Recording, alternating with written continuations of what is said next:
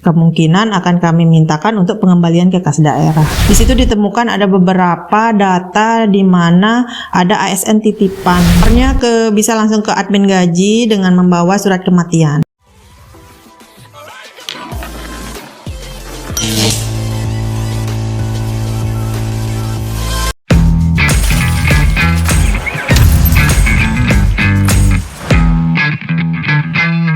Assalamualaikum warahmatullahi wabarakatuh, Sobat ASN semua. Apa kabar?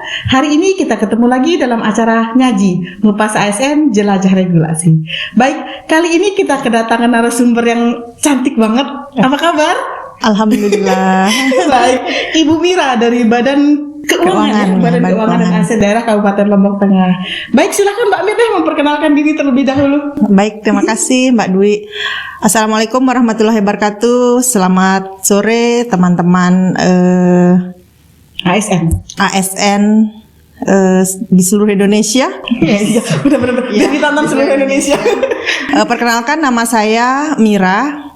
Lengkapnya baik Mira Lutfiani. Saat ini saya diamanatkan sebagai Kasubit Perben 1 di Badan Keuangan dan Aset Daerah Kabupaten Lombok Tengah.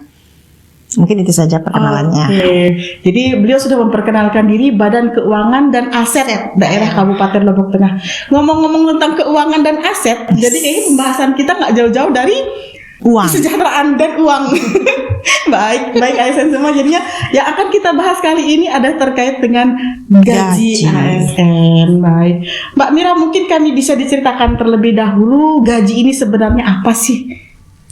Gaji ini adalah penghasilan yang diterima setiap bulan oleh ASN ya, dan dibiayai oleh dana alokasi umum yang merupakan transfer dari pemerintah pusat. Dari pemerintah pusat. Jadi penekanan dari Mbak Mira bahwa gaji ini sumbernya dari dana alokasi umum dan dari pemerintah pusat, bukan dari PAD, ya? Ya, bukan. Oke, siap. Jadi itu sudah dijelasin nih gambaran singkatnya gaji ini apa, penghasilan PNS yang diterima oleh PNS yang bersumber dari DAU. Nah, sebelum kita membicarakan terlebih dahulu lebih lanjut lagi terkait gaji, kami bisa diceritakan nggak gambaran dasar hukum pemberian gaji ini seperti apa? Jadi dasar hukumnya itu awalnya dulu itu adalah PP nomor 7 tahun 1977 yang diubah sampai 18 kali, sampai ke PP nomor 15 tahun 2019. Dan di daerah kita sendiri proses penggajian ini diatur dengan Perda nomor 3 tahun 2022. Berarti sudah ada perdanya ya, nomor 3 tahun 2022 tentang pengelolaan keuangan daerah. Oh, berarti sudah ada nih turunan dari PP yang mengatur terkait dengan gaji ASN ya, diatur oleh Perda. Baik, nah sudah tadi kita sebut ini gaji itu apa, kemudian dasar hukumnya apa. Nah sekarang bisa dijelasin nggak ke Sobat ASN semua komponen-komponen gaji?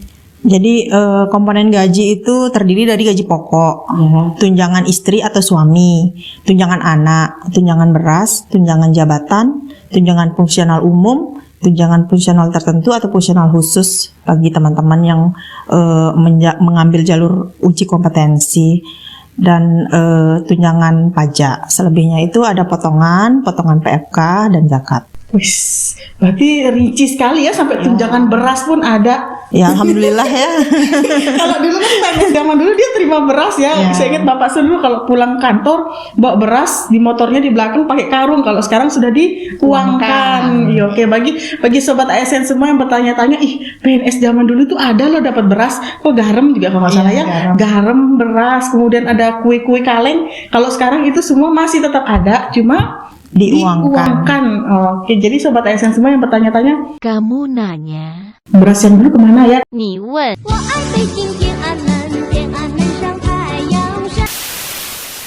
Ya, ternyata ada, tapi dalam bentuk uang. Oke, siap Mbak Mira. Nah sekarang kami bisa diceritain nggak gimana sih prosedur pembayaran gaji, SOP-nya deh, bahasa kerennya. Jadi mungkin saya jelaskan sedikit di sini terkait dengan proses bisnis penggajian setiap bulan. Jadi di Lombok Tengah ini awal mula pembayaran gaji itu dimulai di akhir bulan sebenarnya. Di situ admin gaji mulai melakukan proses pembentukan database gaji. Jadi kenapa di akhir bulan? Karena setelah tanggal 20 data-data perubahan yang diterima dari SKPD sudah diinput dan mulai diproses di sistem untuk pembentukan database gaji. Database gaji ini nanti akan dikirim ke Taspen sebagai vendor SIM gaji dan akan dikirim ke masing-masing SKPD sebagai dasar pembentukan template gaji di SIPD. Jadi sebelum tanggal 1 pembuatan SPP SPM gaji sudah dilaksanakan, sudah diinput oleh OPD. Jadi sebelum tanggal 1 juga bidang perbendaharaan sudah menerima berkas pengajuan pembayaran gaji.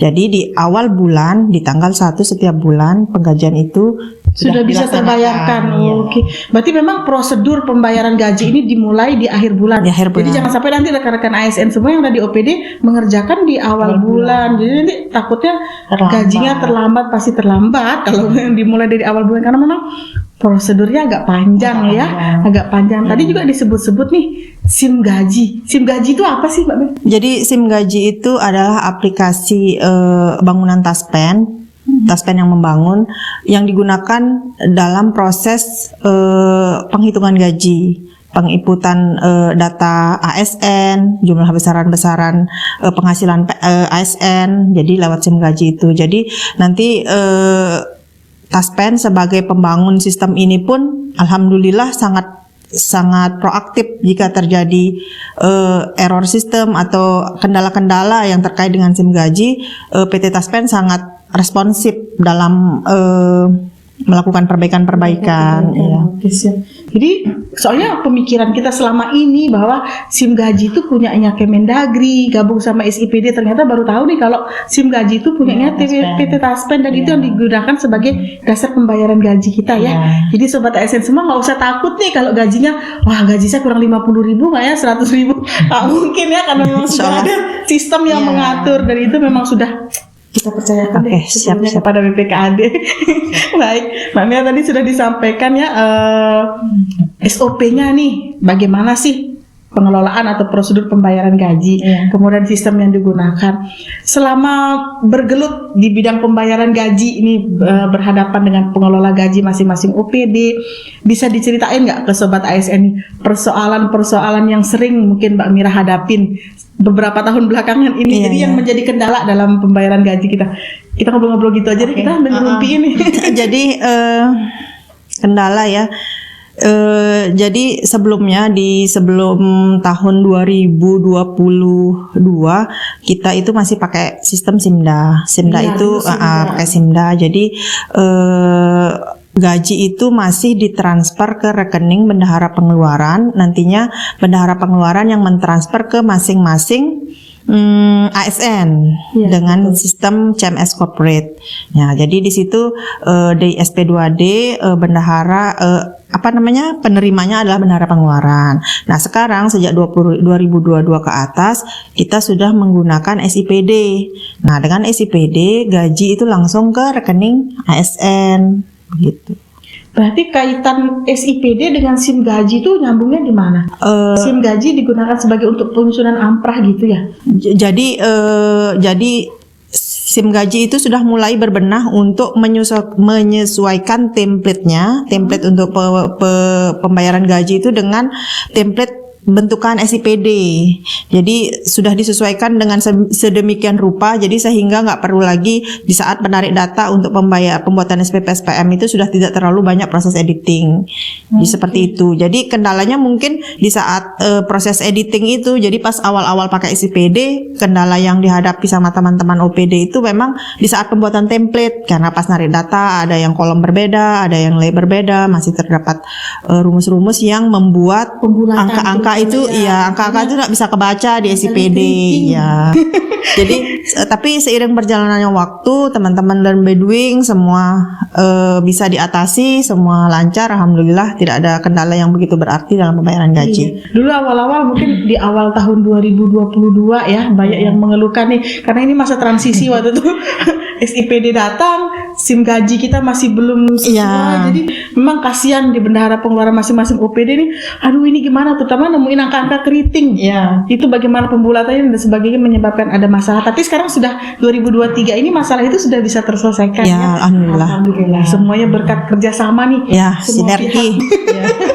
Jadi teman-teman di OPD juga ya semuanya jangan ada yang mengeluh ya, karena memang ini juga bagian dari proses transisi. Semua pasti berusaha untuk lebih baik lah gitu ya. Jadi mau nggak mau memang SIM gaji dengan SIPD harus bersinergi. SIM gaji punya Taspen, SIPD punya Kemendagri. Jadi mau nggak mau harus bersinergi.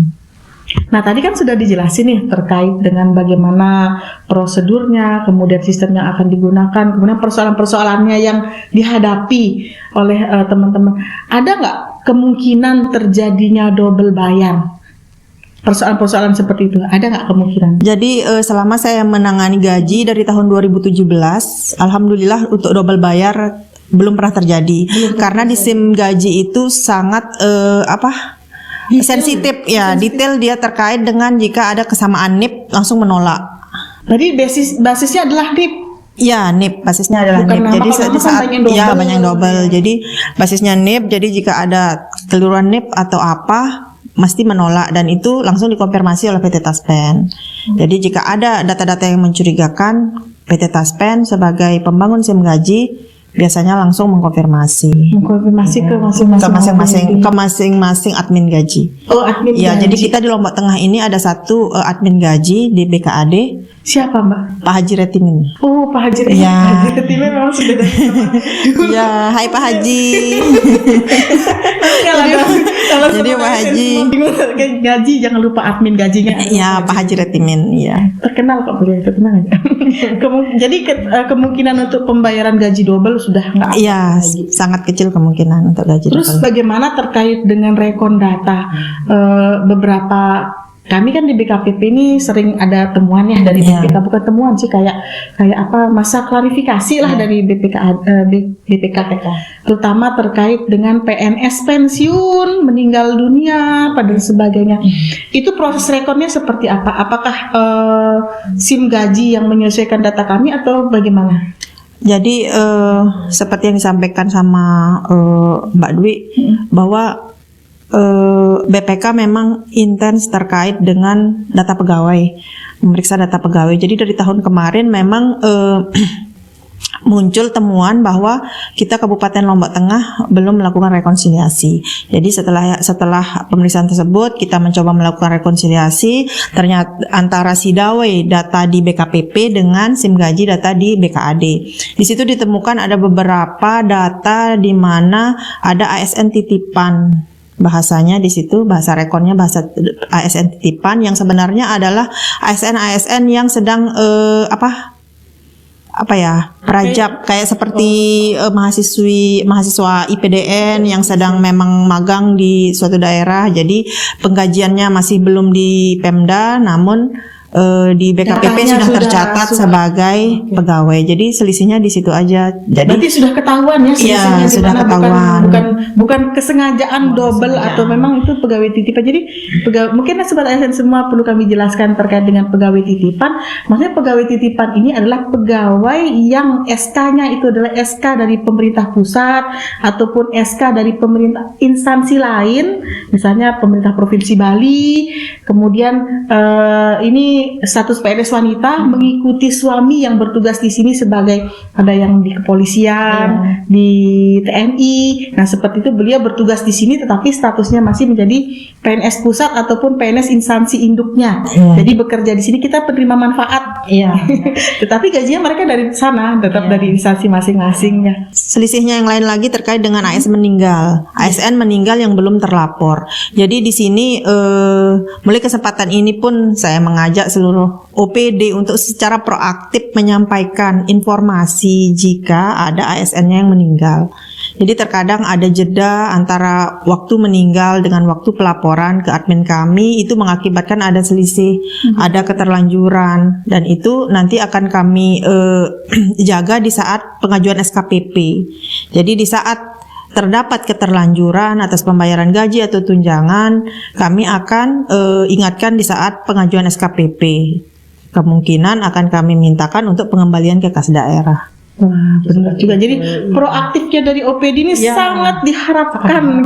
Jangan sampai nanti nauzubillah min dzalik, tapi ya ASN kita sudah meninggal, kemudian pelaporannya lama, yang bersangkutan atau ahli waris sudah menerima keterlanjuran gaji, ibaratnya apa ya, sudah jatuh tertimpa tangga gitu ya. Dan terima duluan. Udah ya, keluarganya meninggal, tiba-tiba dimintain pengembalian. Suruh pengembalian, ini anak yatim, mau pengembalian dari mana? Jadinya minta tolong ke OPD ya, berarti untuk lebih responsif lagi, untuk lebih melaporkan.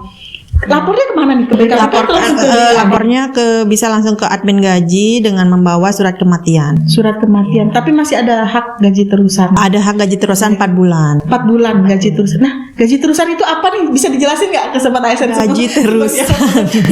Gaji terusan adalah gaji yang diterima oleh ASN meninggal setelah meninggal, 4 bulan setelah meninggal. Jadi ibarat kata terusan dari gaji induknya gitu. Jadi misalnya contohnya ASN meninggal bulan Maret, dibayar gaji terusannya April, Mei, Juni, Juli. Oh, berarti ini terima gaji penuh? Iya.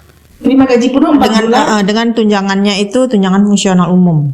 Oh, jadi 4 bulan ini masih terima gaji penuh. Ya. Nanti bulan kelima baru terima gaji? Bulan kelima dia harus menerima gaji dari Taspen. Oh, baru menerima gaji pensiunnya setelah bulan kelima. Iya. Oke, jadi rata-rata nih teman-teman ASN kita banyak yang belum tahu mungkin ya terkait dengan gaji terusan ini. Nah, ini pengurusannya seperti apa? Gaji terusan? Gaji terusan itu diurus seperti tadi, nyampaikan surat kematian Ke BKAD langsung. ke BKAD langsung ke Pak Admin Gaji. Berarti Jadi di situ tercatat, jadi 4 bulan setelah itu masih dianggap gaji terusan. Nah, setelah itu di kita akan diputus. Dia minta SKPP, yang bersangkutan minta SKPP setelah terbitnya SK dari BKPP. Oke, siap. Berarti masih ada tapi ini jangan dianggap sebagai celah untuk telat melaporkan ya. Silakan secepatnya melaporkan, bila perlu seminggunya langsung lapor. Jadi ada masih kesempatan 4 bulan ini untuk pengurusan. Iya, pengurusan SK dan sebagainya. Jangan sampai keterlanjuran bayar seperti itu ya. Baik, nah sekarang ada satu hal lagi nih, pertanyaan Pak Mina langsung apa lagi pertanyaannya? Jadi satu lagi Pak Mir sebelum kita akhiri nanti terkait dengan kekurangan gaji. Soalnya ya, kekurangan gaji itu apa sih?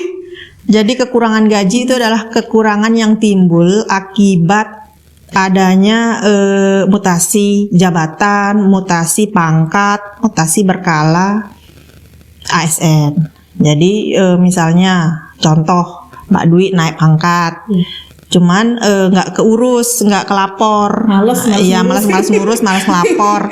Jadi ada jeda antara TMT di SK dengan waktu kenaikan di gaji. Nah, itu yang akan nantinya dimintakan kekurangan oleh SKPD ke BPKAD dengan melampirkan syarat-syarat dan ketentuan yang berlaku. Kalau SOP-nya sama nggak seperti pengajuan gaji? Sama. Tapi melampirkan bukti-bukti pendukung yang bersangkutan yang diajukan itu memang berhak untuk menerima kekurangan seperti SK kenaikan pangkat, SK kenaikan berkala, tergantung jenis mutasinya itu apa. Oke, siap. Jadi sobat ASN semua mungkin ada kehilafan ya, keterlambatan ngurus pangkat, berkala dan sebagainya. Tenang, gajinya tidak kemana. Bisa diusulkan dengan prosedur pengajuan kekurangan gaji. Nah, sekarang ada nih satu lagi Mbak Mir terkait dengan pegawai pindah datang gitu, seperti apa? Mungkin di daerah lain kan ada nih yang nggak dibayarkan gajinya setahun sampai dengan APBD perubahan, seperti itu. Kalau di kita sendiri bagaimana di Kabupaten Lombok Tengah? Di Kabupaten Lombok Tengah itu sejauh ini yang pindah masuk selalu diterima dan langsung dibayarkan gajinya. Langsung dibayarkan gajinya. Wah, keren.